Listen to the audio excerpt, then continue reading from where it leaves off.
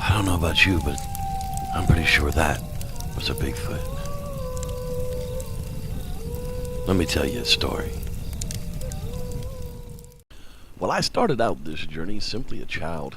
I couldn't have been more than 10 when my grandpa and I were on a water run. Well, back in those days, the freshwater spring would flow from the side of the mountains, and people would collect milk jugs and travel out of town to fill them up for drinking water. Honestly, it was amazing stuff. Somehow magical in all of its properties. Maybe there were minerals in it, I'm not really sure. Anyhow, the drive was long enough to have a long conversation, and on this particular trip, Pat looked over at me and said, "Jeffrey, do you know what a Sasquatch is?"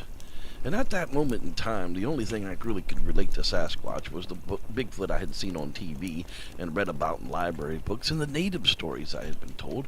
And I replied, "Well, I thought those things were out west in California."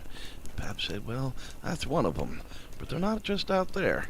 I had an encounter with one of those at my campsite some time ago." This is that story. Well, it was early summer, and as usual, we had already been at camp for weeks. And all the blackberries were ready to be picked, so your grandma had picked a bunch of bushels of them and had given me some to take with me. I was driving not too far from here when a Sasquatch stepped out from behind the brush on the side of the road, crossed right in front of me, and headed up the next bank to go further up the mountain. Well, I stopped my truck as I wasn't really sure what I had just saw. I thought it was very strange to see a bear walk on two legs across the road in that manner, but because I had never seen anything like that before, it didn't look like a bear, didn't act like a bear, and it made me scared just seeing it. Well, after a good while, I got my nerves calmed down, and I started up the truck and went to my other campsite, which wasn't far from where I had just seen the big fella cross the road. I hadn't seen or heard anything else for many hours after he crossed in front of me, so I went about my business for the rest of the day. Once the sun went down, though, things got a bit different. All of a sudden, there were strange calls coming from the woods.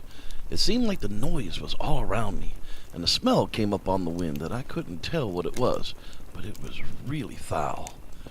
I had the blackberry sitting on a bushel basket sitting over on a wooden table not far from the woodline, and I didn't think much about the noises, but they sounded like a whoop, whoop. Not like any other animal I knew about here. It really got start to get dark. I had my campfires going, and the camp was pretty well lit, but the woods were still dark, and the sounds had gone away, but that smell was still on the air. I thought maybe something had died near camp. Well, I just wrote it off as that. Well, as the night went on, things started to get really weird. I had been awakened by a stick zooming into my camp from the winds. Not like it had fallen from a tree, but rather as if it had been thrown at me. Well, I got up to check to see if there was anyone around, and I had noticed that my blackberries were knocked over, and most of them were gone. Just gone, like something had taken them. Well, then it sounded like something was walking around my camp, just walking around and around. I had never had this happen to me in the many, many years I'd been coming up here. The night kind of went on like that. Every so often, from a different place, something was thrown into camp. A rock, a stick, even a small log had just flown in from the woodline. Well, I had my rifle at the ready if something came into camp, but it never did. Well, finally, as the sun had started to creep up over the backside, and wouldn't you know it, I could finally see what had been messing with me all night. And it indeed was that Sasquatch in the tree line all night. There it was, just enough sunlight for me to see this thing standing up just inside the wood line and begin to move behind a big tree. Once the sun was fully up, I noticed it and walked off down the crest of a hill and completely out of sight. Well, I was scared, just as scared as I was the first time I had seen it. I realized what had been stalking me all night, but I wasn't able to leave the camp for 2 more days. So I went out with my rifle and I checked out the area in the daytime, and I had found the biggest footprints I'd ever seen in my entire life. I guess that's why they call them Bigfoot.